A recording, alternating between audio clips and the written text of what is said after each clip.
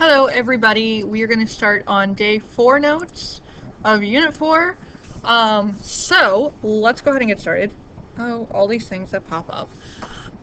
So today we're going to talk about parallel and perpendicular lines, like what they mean to each other, what does that mean for you, all that fun stuff. So let's do a quick reminder what parallel lines are and what perpendicular lines are.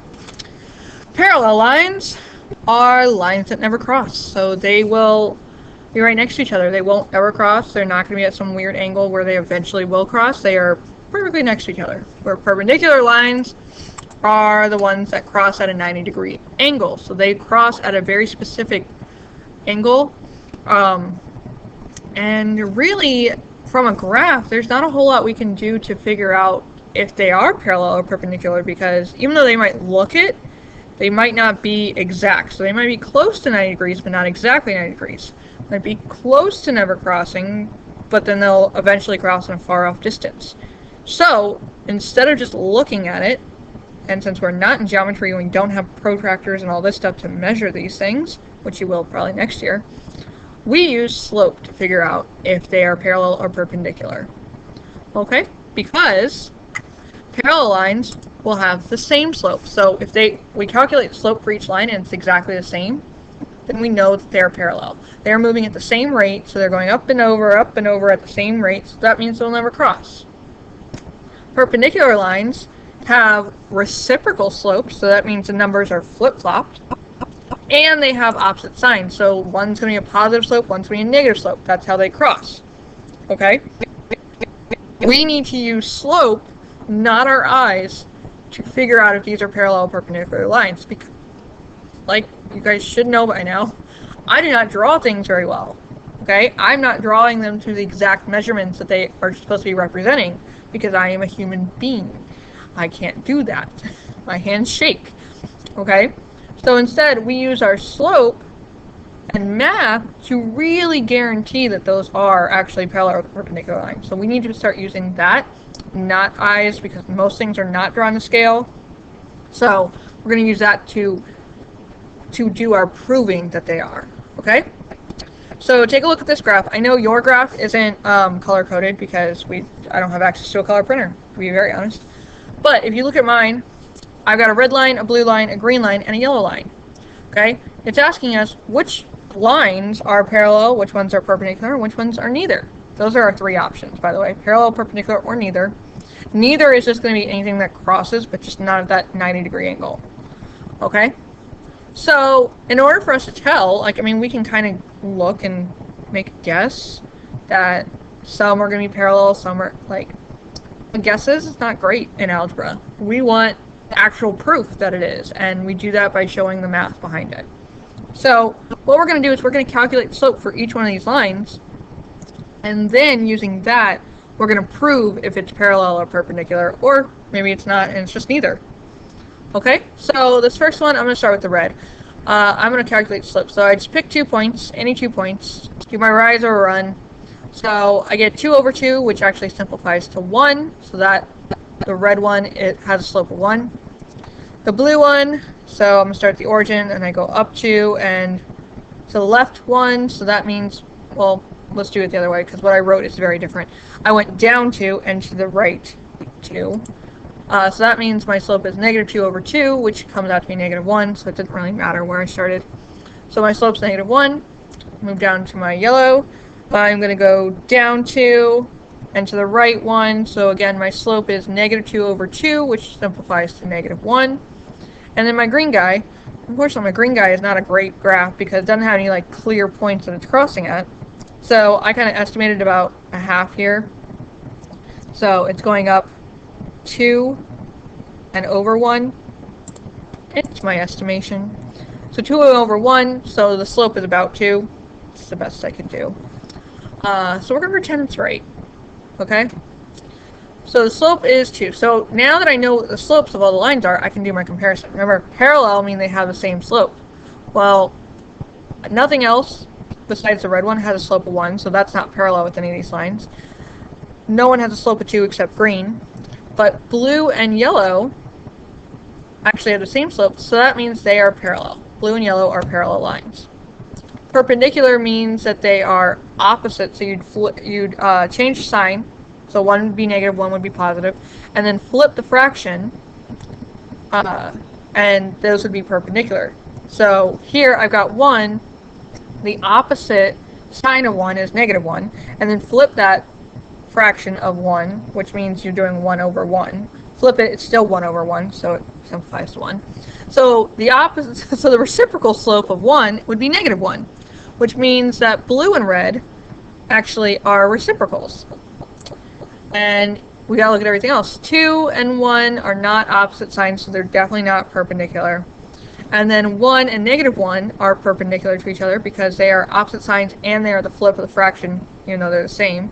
So blue and yellow, no, that should say red and yellow. Let me type it. Delete it. Okay, we're over it. Not that. Red and yellow. Yeah, I know.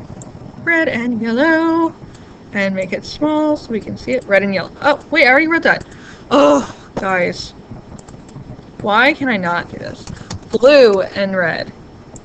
Yeah, blue and red. Whoa! So, blue and red are actually perpendicular, and then yellow and red are perpendicular. Now, the thing with yellow and red, if you notice, they're not crossing on this graph. That doesn't mean they won't cross off the graph, which they actually do right around here, and they make that perpendicular cross of 90 degrees. So, just because you don't see it doesn't mean it's not there. That's why we use the math to prove whether they're perpendicular or parallel. Okay? And then poor little green, it's not matching with anybody, it's not parallel to anybody, it's not perpendicular. So that means green and everybody else, the red, blue, and yellow, are all neither. Those pairs would never match with anything. Okay? So, example, one line passes through the points 2, -3, and -5, -1, and the other line passes through points 0, 7, and -4, 0. Are these lines parallel, perpendicular, or neither? Well, we need to find the slope for each line. So we were given 2 points for each line, which means we can use the y2 minus y1 over x2 minus x1 formula to find the slope. Okay? And or the other option is to graph these two lines and then do rise over run. You don't want to just graph them and look at the picture, because like I said, it could look close to perpendicular, but not actually be. Or close to parallel and not actually happen. Okay? So you definitely want to find the slope for each one. So I'm going to use the formula. So for the first line, those were these 2 points. I'm going to plug them into the formula. So I get -1 minus -3 over 5 minus 2. Simplify it, I get 2 over -7, which is just -2/7. I just moved that negative to the front of the fraction, that's all. For my second line, using, using these 2 points, I plug them in again. So I have 0 minus 7 over -4 minus 0. Comes out to be -7 over -4, which reduces to +7/4. Now, if I look at these, 7/4 and -2/7 are not the same, so therefore they're not parallel. They are opposite signs, but they are not reciprocals. For them to be reciprocals, I'd have to flip the 2 and the 7, so it would be 7 over 2, not 7 over 4. So because they don't follow both those criteria, they are neither. Where's my neither? There. So these two lines are neither. You guys are going to try this one on your own, so find the slope of each line and compare the two slopes. Are they perpendicular, are they parallel, or are they just neither? They're just two slopes. Okay? This try on your own, you guys are trying to figure out which pairs of equations are parallel and which ones are perpendicular. So what you need to do is look at all the slopes for the different equations. Some of them you can tell right away what the slope is because of the form. So, like this one is 4. Okay, where this one is 1/4. Some of them are in standard form or weird form, where you just want to get y by itself and put it in slope-intercept, and that way you can find your slope. Remember, if they're parallel, they're going to be the same. If they're perpendicular, they're going to be opposite signs and reciprocal fractions. Okay? So go ahead and try to see what you can find there. I'm pretty sure I made a mistake, so do what you can with it, and we'll talk about it in class. Okay? Last example, write the equation in slope-intercept form of the line that passes through the given point and has the given slope. So we have the point 1, 4, but our slope is perpendicular to 3/2. So perpendicular means to flip it and change the sign. So flip this and to 2/3 and change it to negative. So that means my slope is actually negative 2/3. So using that slope, this one that I just found, so not this one, hold on. I don't want to use this one. I want to use this one. Okay?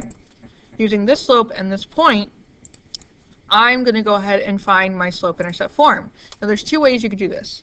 Method 1 is actually using point-slope form because I have a point and I have a slope, and changing that to slope-intercept form, the one they want. So what I do is I go ahead and plug in the point and the slope that I have. So it becomes y minus 4 equals negative 2/3 times x minus 1. So I just made it into point-slope form. But that's not what they asked, so that's not really helpful when I'm answering the question. Instead, what I can do is I can change this slope-intercept form, because to do that, all I have to do is distribute the negative 2/3. So it becomes y minus 4 equals negative 2/3 x plus 2/3, and then add 4 to both sides to get y by itself. So what I get is y equals 2/3 x plus 14/3. It's not the prettiest thing, but it works. Okay, it's just the line is not very pretty. All right. So that's one way you could do it. Or what you can do is use the information you're given to plug into slope-intercept form and find the missing stuff. So right now I know my slope, but I don't know my y-intercept. So this is all I have so far. I have y equals negative 2/3 x plus b, but I need b to be a number. So what I can do is use the point they gave me, the 1, 4, plug it in for this x and y, and then solve for b. So it becomes 4 equals negative 2/3 times 1 plus b. That way b is the only variable left, and I can solve for that. So I'm going to go ahead and simplify. So it becomes 4 equals negative 2/3 plus b. I'm going to add 2/3 to both sides. So I get b equals 14/3, the same thing. So my equation is still y equals negative 2/3. Whoa, what did I do? Oh, I used the wrong one in my final answer here. Oh, that's what I did. I told you guys. Jeez, Miss Scully, come on. So this should be negative 2/3. Sorry about that. So your final equation would be negative 2/3 x plus 14/3. You get the same way either method you use. It's just a matter of what you want to use. So pick a method and stick with it. And anytime they give you a slope and a point, you can solve. You can put it in slope-intercept form then. You guys are going to try this one on your own, and that's it. If you have any questions, write them down. We're going to go over this in class. But other than that, that's all I got. I'll see you guys later. Bye.